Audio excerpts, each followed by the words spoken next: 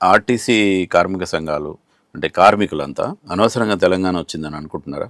అనవసరంగా వచ్చిందనంటే మా తెలంగాణ కార్మిక వర్గం అయితే భావిస్తూ ఉంది. ఉమ్, ఎందుకంటే ఉమ్మడి రాష్ట్రంలో ఉన్నప్పుడు కొత్త రిక్రూట్మెంట్ ఉండేది, ఎవ్రీ 2 yearsకు 3 yearsకు కొత్త బస్సులు ఉండేది, కొంచెం కలకల ఉండేది.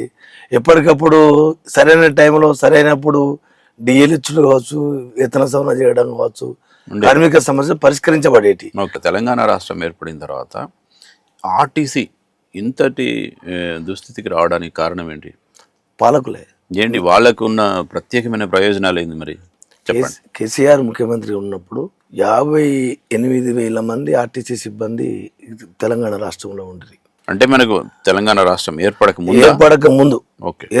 ముందు తెలంగాణ ముఖ్యమంత్రిగా పదవి బాధ్యతలు స్వీకరించిన నాటికి 58,000 మంది ఆర్టీసీ ఉద్యోగులు తెలంగాణలో పనిచేసేవారు. వారు పదవి పోయిన తర్వాత ఆయన 10 సంవత్సరాల పాలన అయిపోయేంత వరకు ఆర్టీసీ కార్మికులు 40,000 మందికి వచ్చారు. అంటే రిటైర్మెంట్ అయ్యారు. మొత్తం టోటల్ గా రిటైర్మెంట్ అవడే జరిగింది తప్ప రిక్రూట్మెంట్ జరగలే. మనం తెలంగాణ తెచ్చుకున్నదే నిధులు, నీళ్లు, నియామకాలు. నిధులు లేవు ఇక్కడ, ఆర్టీసీకి నియామకాలు లేవు. నీళ్ళు అంటే మాకు పొట్టకు నీళ్ళు కూడా లేవు. ఆ 10 సంవత్సరాల పాలనలో కేసీఆర్ గారు తెలంగాణ కార్మికులను హరిగోస పెట్టుకున్నాడు తప్ప సంస్థను నిర్వీర్యం చేసే ప్రయత్నం చేసిండు. ఒక కొత్త బస్సు కొనలే. ఇప్పటికీ ఆంధ్ర బస్సు నడుస్తుంది. గమ్మత్ ఏంటంటే ఆర్టీసీలో ఆంధ్రప్రదేశ్లో నడిచినటువంటి బస్సులే ఇప్పుడు ఒక 20% దాకా అయ్యే బస్సులు ఉన్నాయి. మీరు చూడండి, ఏపీ 20% అంటే మరి 20% ఆ బస్సులు ఇంకా నడుస్తున్నాయి. అంటే కొత్త బస్సులు కొనలే. మరి 80% బస్సులు ఎక్కడి?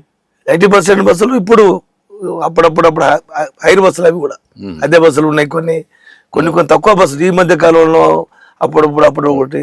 అంటే మీరు కేసీఆర్ ముఖ్యమంత్రిగా పదవి స్వీకారం చేసి కేసీఆర్ పదవి పోయే నాటికి ఆర్టీసీ కార్మికులు దాదాపు 18,000 మంది రిటైర్మెంట్ అయినప్పుడు 18,000 మంది రిటైర్ అవుతారు.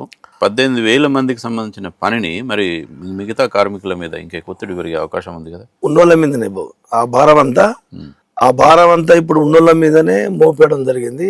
ఆ భారం అంతా డ్యూటీలను అవర్స్ను పెంచేసి బెట్టి చాకిరి చేయిస్తూ 10 గంటలు పెంచేసి, ఎగ్జాంపుల్ 4 రోజుల డ్యూటీని 3 రోజులకు కుదించడం, 3 రోజులు డ్యూటీని 2 రోజులకు కుదించడం. అంటే ఇప్పుడు సపోజ్ ఒక డ్రైవర్ కండక్టర్ వేరుగా చెప్పండి వాళ్ళ డ్యూటీ ఎట్లా ఇప్పుడు కుదించడం అంటే ఏంటి?